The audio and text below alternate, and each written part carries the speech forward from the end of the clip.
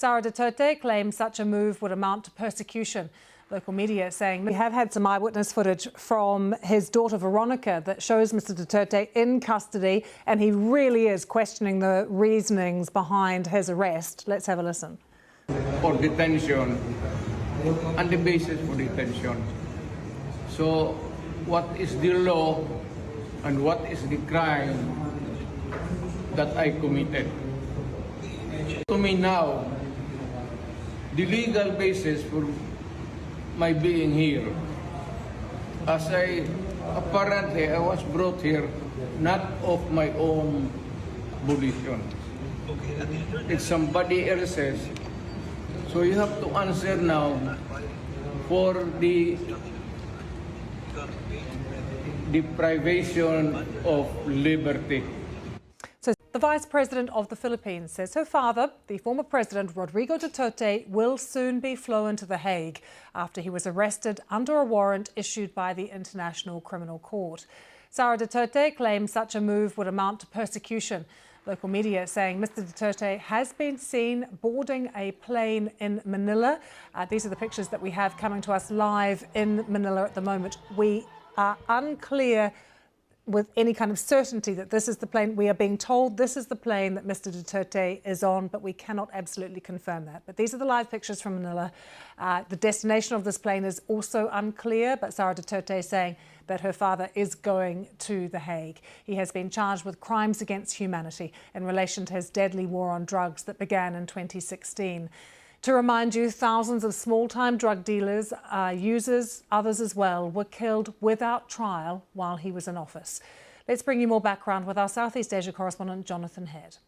Well, it is a very big moment and a rather surprising one. I don't think anyone expected the Marcos administration to move so swiftly and ruthlessly once they got this arrest warrant from the ICC. None of us knew that the arrest warrant was imminent.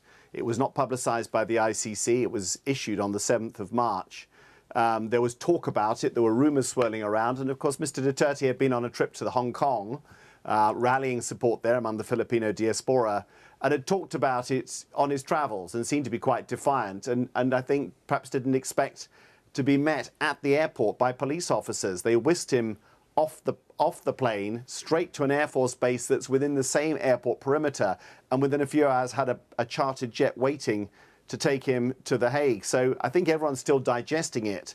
Obviously, he's a very polarizing figure. For those who had family members killed in the drugs war, for people who cared about human rights, who felt that Mr Duterte's anti-drugs campaign was beyond the pale and that there needed to be accountability. This is a very important moment. It's important for the ICC too, which has not had many successful cases recently, if they manage to get him to The Hague and put him on trial there.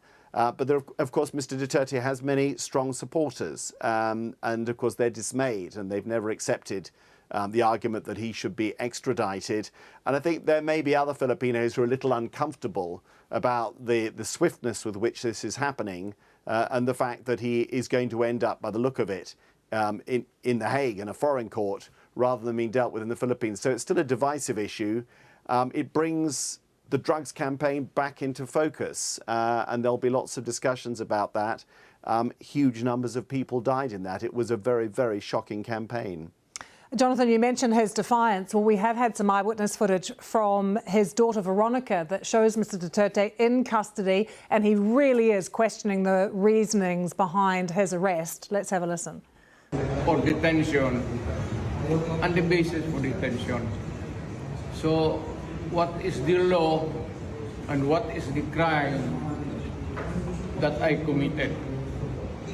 To me now, the legal basis for my being here, as apparently I was brought here not of my own volition. It's somebody else's. So you have to answer now for the deprivation of liberty. So still defiant there, Jonathan. When we look at the war on drugs and what is happening at the Philippines at the moment, what are the Marcos administration doing? Well, the war on drugs has effectively over. There are still occasional controversial killings, but its real intensity was in those first 3 years of the Duterte administration from 2016 to 2019, just before COVID. What is far more interesting, I think, in what's happened in the Philippines is that these are two very powerful families. The Duterte clan, very powerful in the south.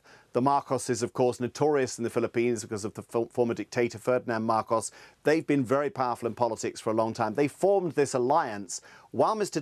Duterte was still in power and made a deal about running for the last election in which Bongbong Marcos would be the presidential candidate and Mr. Duterte's daughter, Sara Duterte, became vice president. Putting their popularity together, what has happened is that this alliance has broken down spectacularly. I mean,